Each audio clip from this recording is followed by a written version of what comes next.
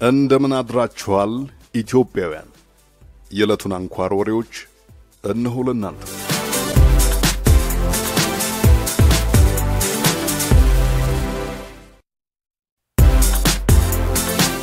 ሁለቱ ሀብታም የአረብ ሀገራት ሳውዲ አረቢያና ካታር የገቡበት ፍጥጫ የአፍሪካውያንን ቤትም እያንኳኳ ነው። ሳውዲ አረቢያ ካታርን በተለያዩ ምክንያቶች በመወንጀል የነበራትን ዲፕሎማሲያዊና የንግድ ግንኙነቷን ማቋረጧን ተከትሎ በሳውዲ በጃዙር ድጋፍ የሚደረግላቸው የሳውዲን ቀጠናዊ የበላይነት የሚቀበሉ ሀገራት በተመሳሳይ ከካታር ጋር ግንኙነታቸውን አቁመዋል። የተባበሩት አረብ ኤሚሬትስ፣ ግብጽ፣ የመን፣ ሊቢያ እያለ የጀመረው ካታርን የማግለል ዘመቻ ወደ ተቀረው የአፍሪካ ግዛት ተጋብቷል። ሳውዲና ካታር በተለያዩ ምክንያቶች ሰበብ ዶላር እየቆነጠሩ ወደሚያስይዟቸው ሀገራት በቀጥታም ሆነ በጓዳ በር እየዘለቁ ከኔ ወግኑ አሊያም ከጠላቴ ጋር ተሰለፉ የሚል ጫና ማሳደራቸው አልቀረም። ሴኔጋል፣ ማውሪታኒያና ኒጀር ከሳውዲ ጎን መሰለፍን መርጠዋል።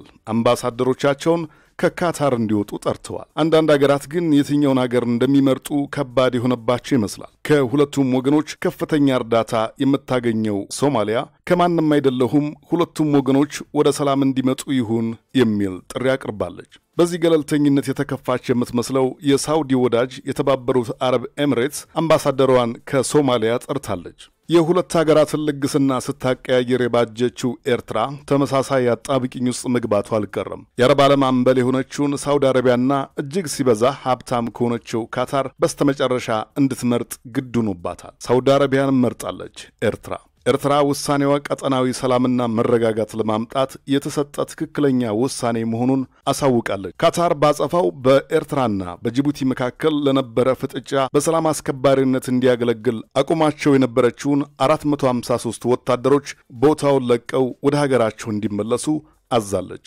በሁለቱ ሀብታም ሀገራት ጠብ መሃል ሀገራችን ኢትዮጵያ እንዴት ሆነች የሚል ጥያቄ እዚህ ጋር እናንሳ። ሳውዲም ሆነ ካታር የኢትዮጵያ ተቀናቃኝ የሆኑ ሀገራትን ጨምሮ በምስራቅ አፍሪካ ቀጠና ለመንገስ ሲሞክሩ የነበሩ ሀገራት ናቸው። ኢትዮጵያ ከሁለቱ ሀገራት አንዱ ላይ ጥገኛ የሚያደርጋት ፍጥረተ አስተዳደር የለም። ሆኖም ኒውስዊክ እንደዘገበው ሳውዲም ካታርም ከኔ ጎን ተሰለፊ ጥያቄዎቻቸውን ለኢትዮጵያ አቅርበውላታል። ሳውዲ ከሰሞኑ ኢትዮጵያን በጎበኙት ባለስልጣኗ በኩል ካታር ደግሞ ጠቅላይ ሚኒስትር ኃይለማርያምን ከሰሞኑ አግኝተው ባናገረ የልዑክ ቡድኗ በኩል ጥያቄውን አቅርበዋል። ኢትዮጵያ ግን ከየትኛውም ወገን ጋር መቆም የፈለገች አይመስልም። ጉዳዩን በንግግር ፍቱት ከሚል ምክር ጋር ሁለቱን ሀገራት እንደሸኘች አፍሪካ ኒውስ ዘግቧል።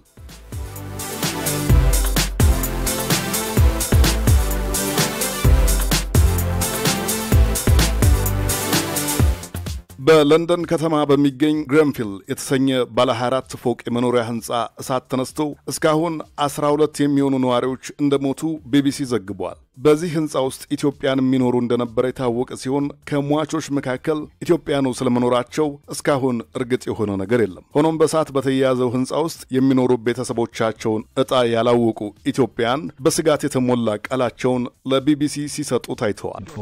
My sister with her son. Yeah. How old was he? He's 12 years old. His name is Brooke. That's why I asked her, is Mrs.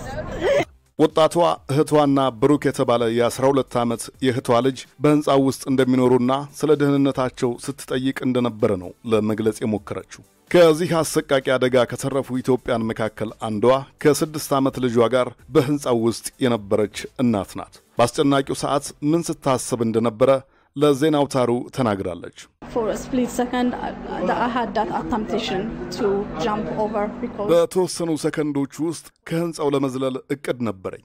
ምክንያቱም ጭሱ ጥቅጥቅ ነበርና 911 ፖሊስ ላይ ደውዬ ነበረ። ሁለተኛው አማራጭ ግን በቃ መዝለል ነበረ ነው ያለችው። my second thought was, let's just jump.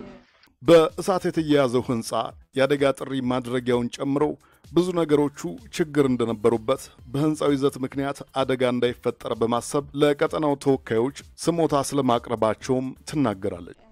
We tried to take a lot of things to our local MP. ብዙ ነገሮችን ለቀጠናችን የህዝብ ተወካይ ለማቅረብ ሞክረናል። ሲመስለን ጉዳዩ ትኩረት አልተሰጠውም። ይሄ ነገር ይደርሳል ብለን ስጋት ውስጥ ነበርን። ድሆችና ሀብታሞች ጎን ለጎን በሚኖሩበት ሰሜናዊ ለንደን በሚገኘው በዚህ ህንፃ ላይ እኩለ ሌሊት ላይ የጀመረው እሳት ህንጻውን ሙሉ በሙሉ አውድሞታል። ህንጻው የመኖሪያ ክፍሎችን በመጠነኛ ዋጋ የሚያቀርብ አይነት ነበር።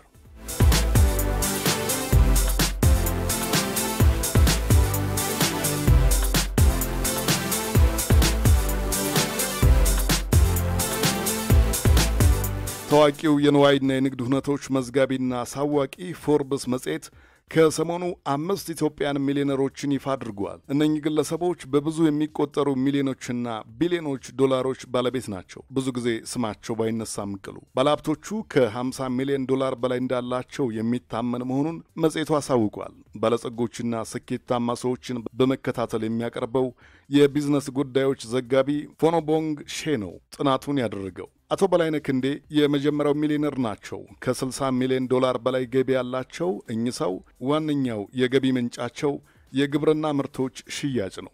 በላይነህ ክንዴ አስመጪና ላኪ የተሰኘ ድርጅታቸው በዋናነት ሰሊጥና ለውዝን የመሰሉ የቅባት እህሎችን ወደ ውጭ ሀገር የሚልክ ሲሆን ስራውን በ1997 ዓመተ ምህረት ነው የጀመረው። የደረቅና የነዳጅ ጭነት አገልግሎት የሚሰጡ ከ100 በላይ የጭነት መኪናዎችም አሏቸው። ሆቴልና የወደብ አገልግሎቶችን ተረክበው መስራትም ሌላ የስራቸው ዘርፍ ነው።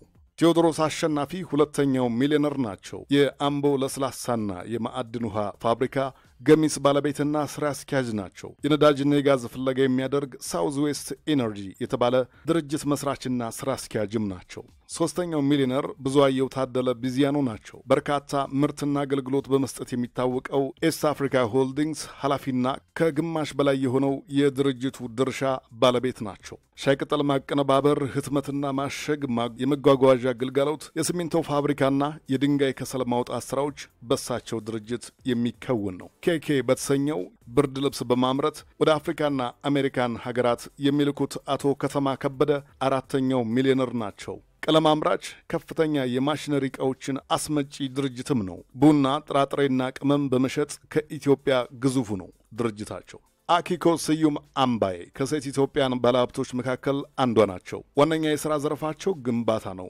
ኦርካይድ ቢዝነስ ግሩፕ የሚሰኝ ድርጅት መስራችም ናቸው። የመንገድ ግንባታ፣ የግንባታ ዕቃዎች አቅርቦት ሥራንም ይሠራሉ። የግንባታ ዕቃዎችና የማጓጓዣ አገልግሎት የሚሰጡ መኪኖች አከራይም ናቸው።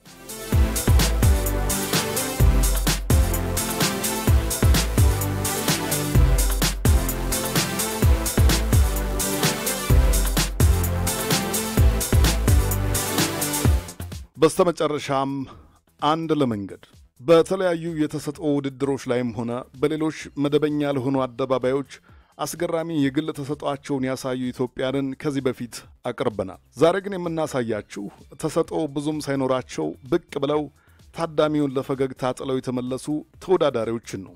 ሙከራቸውን እናደንቃለን፣ በሙከራቸውም ግን ፈገግ እንላለን። ደህና ዋሉልን። መልካም ቀን።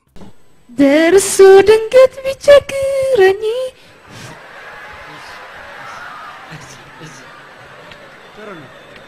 ቆይ ተረጋጊና ተረጋጊ ቆይ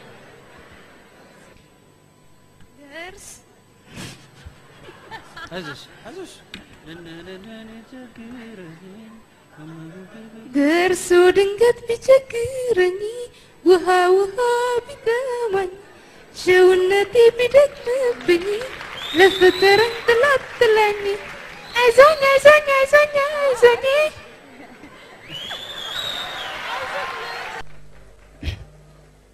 ዶክተር ጥላሁን ገሰሰ ሞቷል?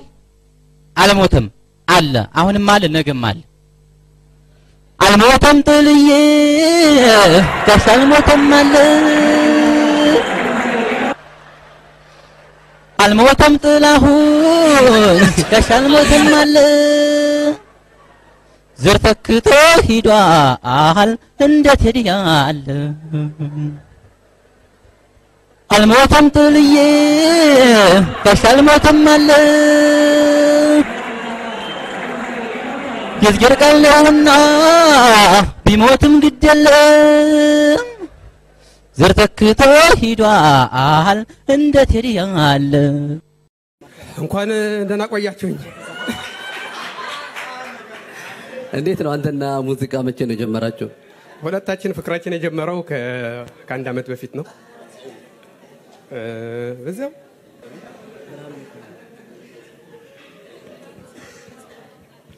ልጀምር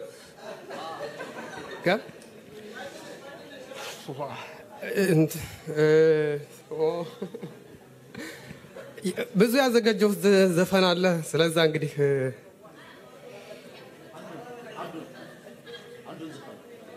ሁሎች መዝፈን ይችላል ትንሽ ያያረኩ አንዱን ብቻ ዙር መዝፈን ይችላል ወለ ተርካል እሺ